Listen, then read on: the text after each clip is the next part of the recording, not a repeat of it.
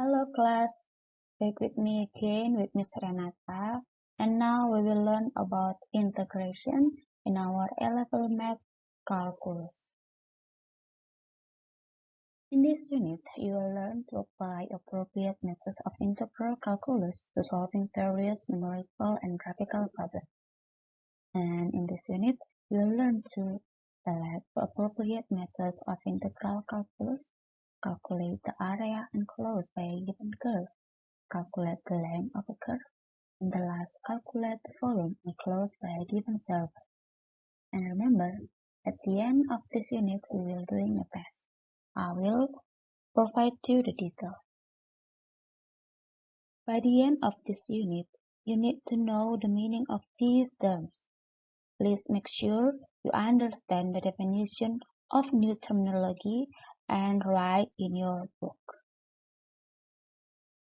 The primitive function and indefinite integrals. In our previous lesson, you investigated differentiation and saw how it is useful for reducing the function of a curve to the function of the tangent line at any point along the curve. So integration is basically the reverse or opposite process to differentiation. Integration can be used to 1. Find the original function associated with the given derivative of that function, and 2. Explain the function of the curve to give an expression that can be used to calculate the area between the curve and an exit of the Cartesian plane. An antiderivative of function fx is another function fx, such that f prime x equals to fx or dx fx equals to fx dx. Then fx is referred to as an antiderivative of fx. Antiderivatives. Any two antiderivatives of a function differ only by a constant. For example, the first derivative of x squared equals to 2x. How if we compare this function to x squared minus 2, or x squared plus 4, or x squared plus 6000? We know that the first derivative of this function is equals to 2x.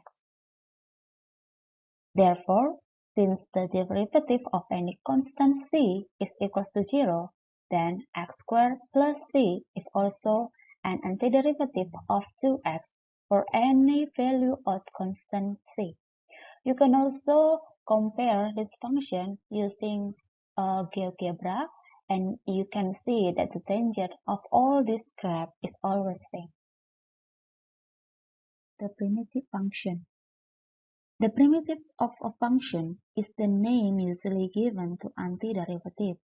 It is the original function from which the derivative was found.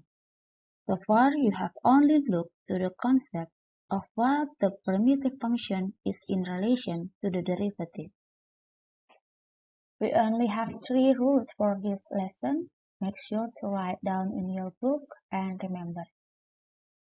Okay, let's see for the example. Okay, we know that the integration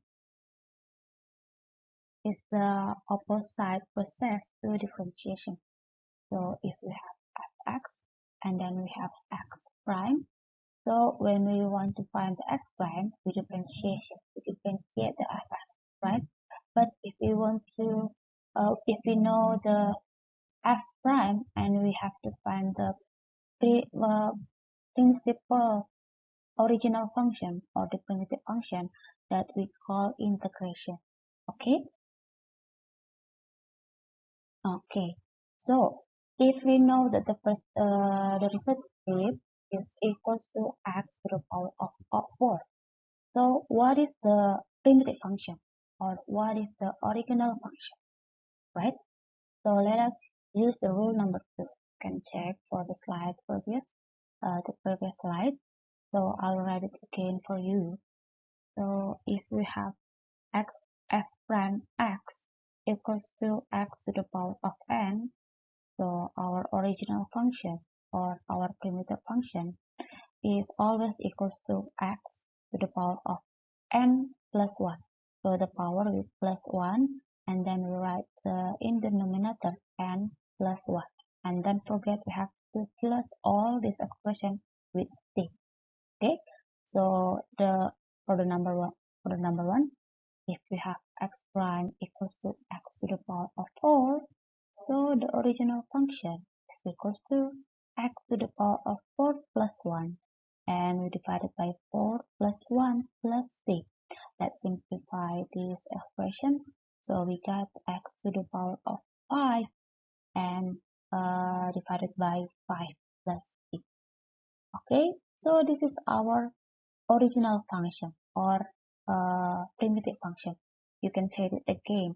If you differentiate this function, you must find x to the power of 4.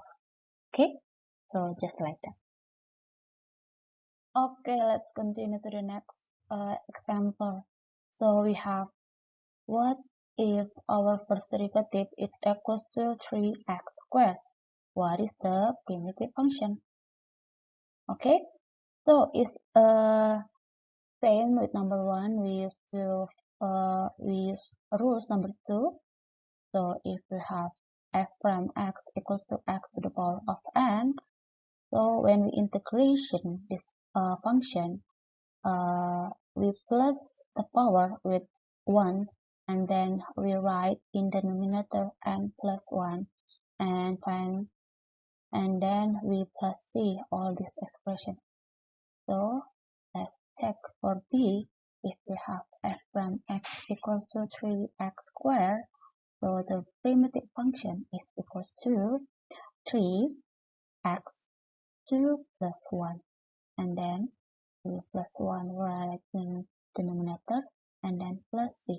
If we still can simplify this expression, yeah, let's simplify. So we get fx equals to 3x to the power of 3 divided by 3 plus c, but we can cancel out 3 by 3, so the final answer is equals to x cubed plus c. Okay, let's check it again. How if you differentiate this function? Yeah, so if we differentiate x cubed, okay, we subtract the power with 1. So we got 3x cubed, right? Easy. Okay, how to answer the example number 3? So we know that if the first derivative is equals to 3x plus 4 and then to the power of 7, and if we want to find the first derivative, the principal function, okay, the original function.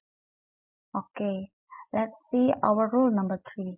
So in rule number 3, we have, if f prime x equals to ax plus b to the power of n, so the original function is equals to, just write it again, the equation, and then just plus the power with 1, and a, the coefficient of x, multiplied by n plus 1 plus c. Okay, remember this rule number 3. So we use this for solving the example number 3. So the original function is equals to 3x plus 4 and then 7 plus 1, and because the coefficient of this is equals to 3, so we just multiply with the 7 plus 1 plus c. And if you can simplify this expression again, okay, using algebra, so we got 3x plus 4 to the power of 8, and then 3 multiplied by 8, we got 24 plus c. Okay, so this is the original function. Okay, you can check it again. How if you differentiate this function?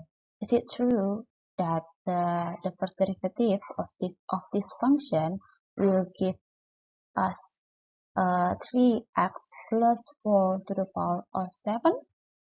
Okay, just like that.